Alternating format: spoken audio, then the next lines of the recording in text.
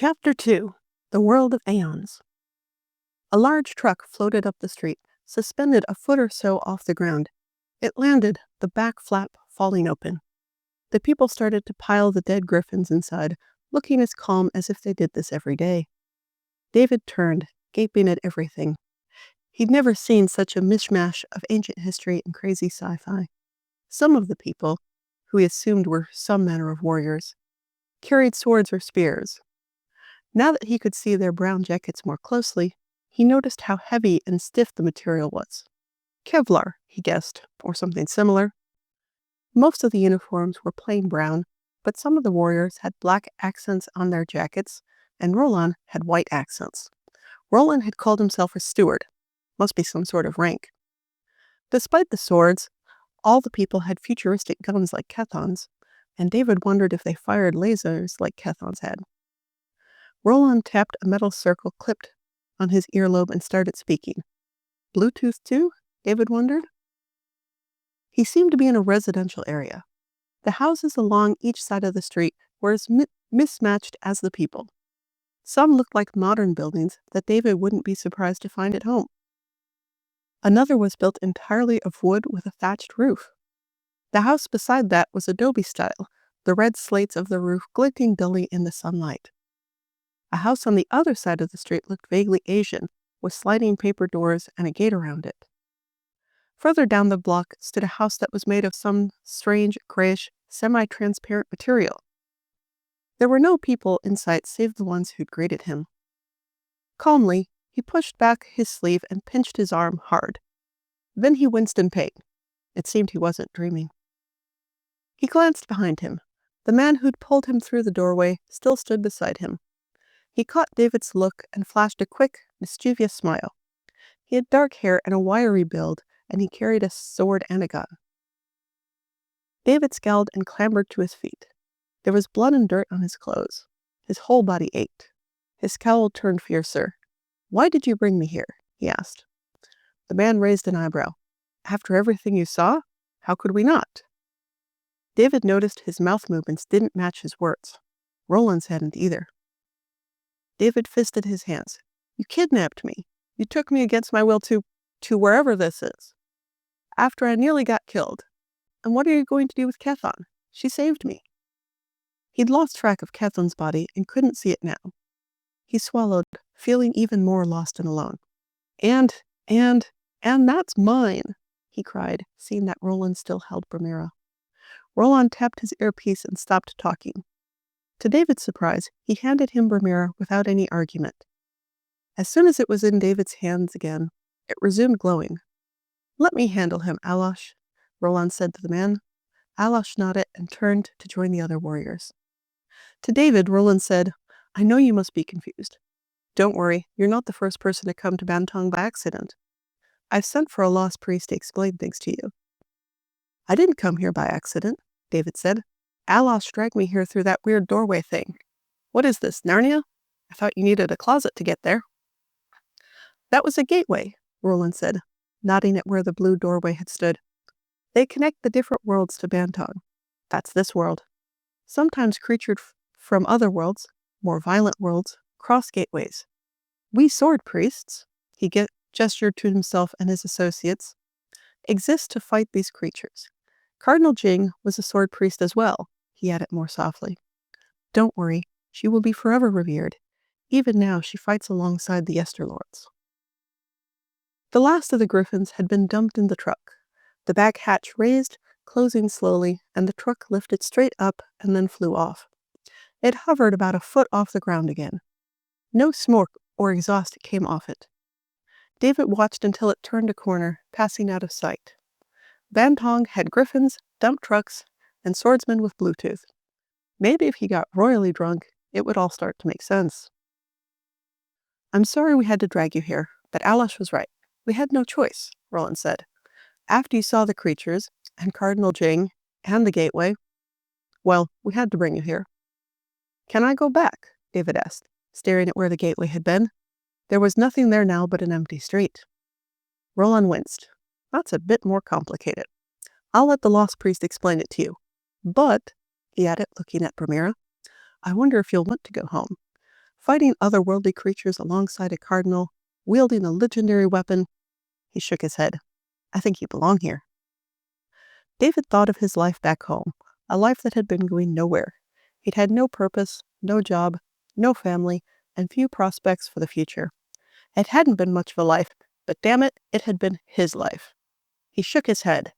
I want to go home, as soon as possible. A car turned down the street, floating above the ground just as the dump truck had. It was ancient, straight out of the 20s. There was no roof, and it chugged along very slowly. It had no wheels, and the body shone as if it had just been washed. David eyed it closely, admiring. A woman merrily waved from behind the steering wheel. Ah, she's already here, Roland said, relieved. The woman parked the car a short distance away from David and Roland and hopped out. She had a blonde braid and bright blue eyes. David stared at her for a long moment, admiring her slim curves.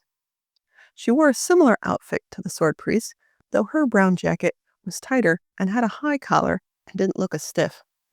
David thought she'd fit right in on Earth, assuming, of course, he wasn't still on Earth and having the most amazing beer-fueled hallucination.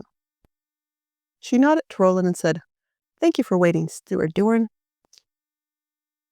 Of David, and she hurried over to him. She clasped both his forearms and held on for maybe 3 seconds before letting go. Welcome to Bantong, she said. Her voice wasn't synced up, and David no longer felt surprised by it. I am Sister Bridget Dana, your lost priest. You must be horribly confused, but don't worry. I'll sort you out. She grabbed David by the elbow and pulled him towards the car. We get lots of travelers, and some of them are a lot worse off than you. You'll settle in no problem. Now, let's go to Kumarkan. She pushed him into the passenger seat of the car. David turned to stare back at the spot where he'd appeared in this mad place. Roland raised 3 fingers on each hand, folding in his thumb and pinky. David waved back. He hoped he'd see Roland again. He'd seemed almost sane. Bridget sat next to him in the car and started it. David couldn't hear a motor, and he wondered what powered the car. Maybe it was electric. Or, considering where he was and that the car flew, maybe he should just assume it was magic. Chalking everything up to magic made him feel better. As she flew? David wasn't sure which word he should use. Through the streets, Bridget chatted nonstop. I heard you met Cardinal Jing, she said. You're very lucky, you know. I never had the chance to meet her, of course. Regular priests like me never get to meet cardinals. She was the youngest person to become sword cardinal in centuries, you know. She liberated the people of Celsi and single-handedly killed a dragon in Bouillon. An amazing woman, truly amazing. She turned the corner onto a busier street. David gaped around him, only half hearing Bridget's prattle. The other cars on the street were as varied as the houses were. He saw cars that wouldn't have looked out of place back home, except for the flying bit. There were sports cars, old-fashioned cars like Bridget's, cars that looked like they should have horses pulling them, they were so out of date, and shiny, flashy affairs that didn't seem to have a straight line anywhere. People walked along this street, and they were just as random as everything else.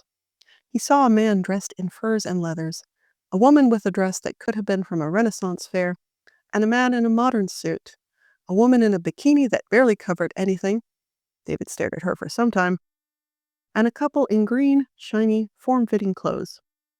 The people wandered in and out of shops, carried bags, and chatted into thin air.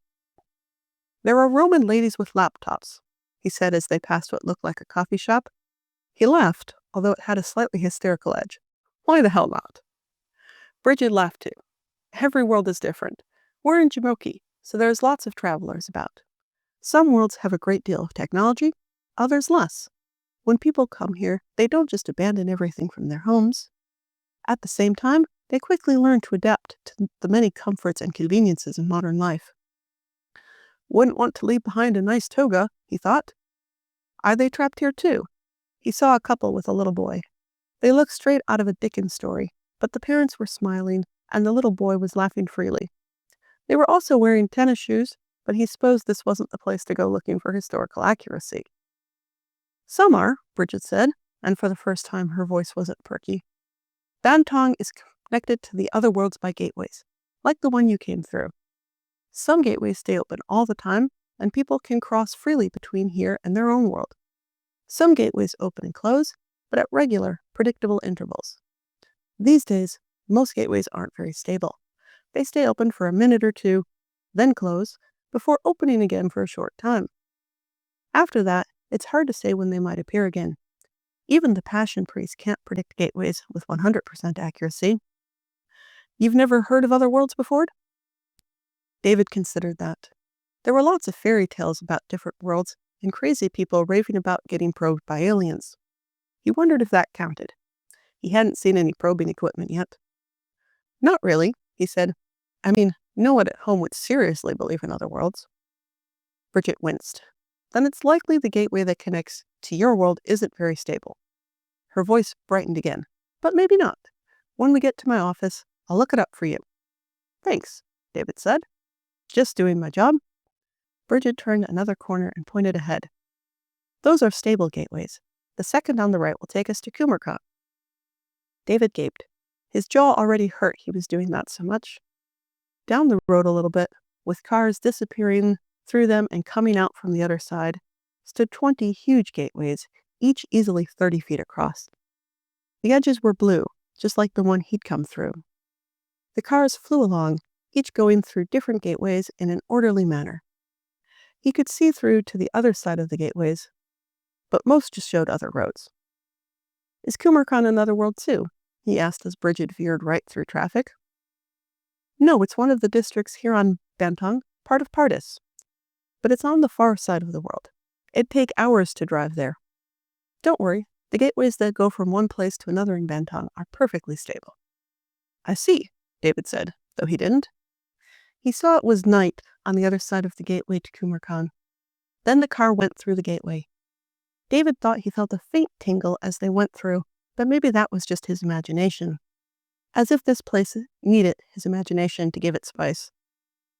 It had been the middle of the day and quite warm, but it was chilly in Kumarkon. David shivered and wrapped his arms around himself, glad he still had his jacket on. Huge, fully lit buildings surrounded the car. They stretched far into the sky, higher than any skyscraper David was used to. He couldn't wait to see it during the day. Glancing back, he saw many other gateways alongside the one they'd gone through. Bridget drove inside a parking garage in a few minutes. It was quite full, and she had to search for many minutes before finding a spot. It looked like any parking garage on Earth, if cleaner and with higher roof clearance, which David found comforting. Leaving the car, they walked until they found a bank of elevators, and David boggled at the number of buttons. Bridget hit the number 29 EG, and the doors closed. The elevator rose up, then paused and started moving to the left. David's jaw dropped as the elevator changed directions twice more before the doors opened again. He could barely feel the elevator moving. Here we are, Bridget said cheerfully. She led him out into a well-lit hallway with faded green carpeting and a poster on a wall that read, "Welcome to Bantong." It's a good thing you speak English, David said, staring at the sign. Oh, we don't, Bridget said, leading him down the hallway. There were offices on both sides, most of which were empty. Through the window in one, David saw two people with purple skin, horns, and clothing that looked like it was made out of scales. He had to stop and stare as the man behind the desk, who looked refreshingly normal, and who was dressed identically to Bridget, pointed things out to the purple couple on a whiteboard. While he muttered about purple people eaters, Bridget grabbed his arm and pulled him away, saying, "Don't stare at them. It's rude. Some worlds like body modification." Like I was saying, I don't speak English, she continued. You've got a translator. See, I have one too. She pointed to the metal circle attached to her temple. Right now, I'm speaking Bantonin, but you'll hear it as your native language. English, was it? Unfortunately, the only way I can understand you is if I wear one too. Every priest on Bantong has one, as do most of the lay people. And we give them out to travelers like yourself. David rubbed a finger across the metal. Before she'd given it to him, he hadn't understood Kethan. Is that why you look badly dubbed? She laughed. Yes, at first. If you stay here a long time, your brain will gradually adapt to Bantonin, and we won't seem badly synced anymore. Give it a month or so, and you'll start hearing our slang and expressions, rather than the equivalent versions. Okay, David said, only understanding half of that. Half was pretty good for this place. Hope I don't have to wait a month for your slang.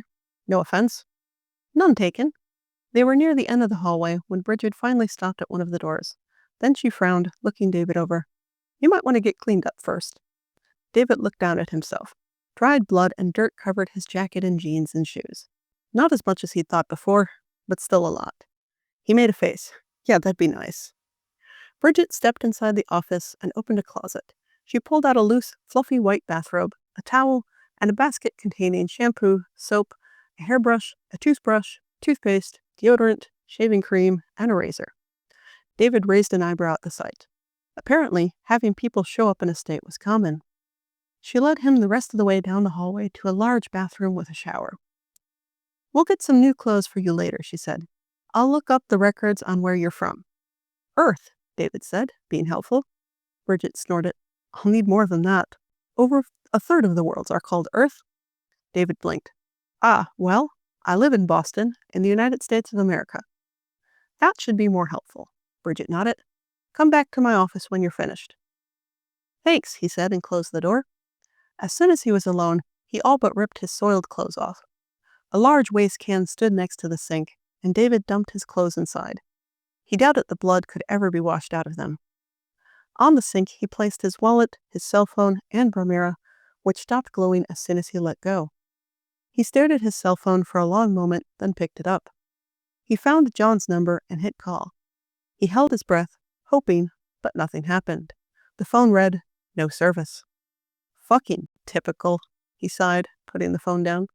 He hadn't really thought that would work. The locals obviously had advanced communications. Maybe he just needed to get a different carrier? He'd asked Bridget. He stepped into the shower. Rather than the dials he was used to, there was a pad where the temperature could be inputted directly. He turned it way too high at first and had to turn it back down quickly, swearing and trying to avoid the scalding water. He scrubbed thoroughly. There was blood and dirt all over his skin and in his hair. He thought of Kethlon and swallowed hard. He had only a few bruises and scrapes from the adventure, and they were already healing. David always bounced back quickly from injuries. As he washed his hair, he thought about what Kethlon had said to him. She'd known his name. She said he burned like 1,000 suns, which was obviously an expression of some sort. She said Bromira was his, and that it would respond to him. And that had happened. He had no illusions that he could take some strange disc and throw it well enough to hit 2 rampaging monsters. She said, too, that she'd known she would die and that he wasn't allowed to fall in love. According to Bridget, she'd been the sword cardinal, whatever that meant. He wondered how much she had known and hadn't said. He thought she'd intended to say more before she died, but hadn't been able to. He spent a long time in the shower, washing and rinsing and washing himself all over again. His skin was starting to feel raw when he finally turned off the water and climbed out. He dried himself off, finally starting to feel like himself again. He pulled the bathrobe on and stared at himself in the mirror over the sink. He reached up and pinched his cheek. Ow! Nope, still not a dream. That was the second pinch tonight, and still no good. He supposed he should stop, but he still hoped he'd wake up. He brushed his teeth and hair and shaved. He looked at himself again and smiled at his reflection. He didn't look right. His dark eyes were wide, and his smile too forced. With a sigh, he turned away from the mirror. Amazingly, the translator on his temple hadn't come off in the shower, and he wondered if it was now attached to him permanently. He managed to fit his wallet and cell phone inside the bathrobe pocket, then carefully picked up Bromira. The weapon started glowing again. He carefully ran a finger across it, but there was no blood on it, and the edge looked as sharp as ever, despite it having torn through bodies, bones, and organs just a short while ago.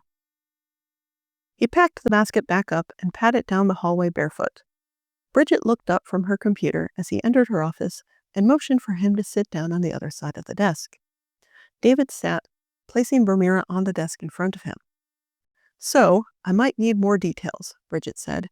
Her computer was as thin as a piece of paper and appeared to be a touchscreen.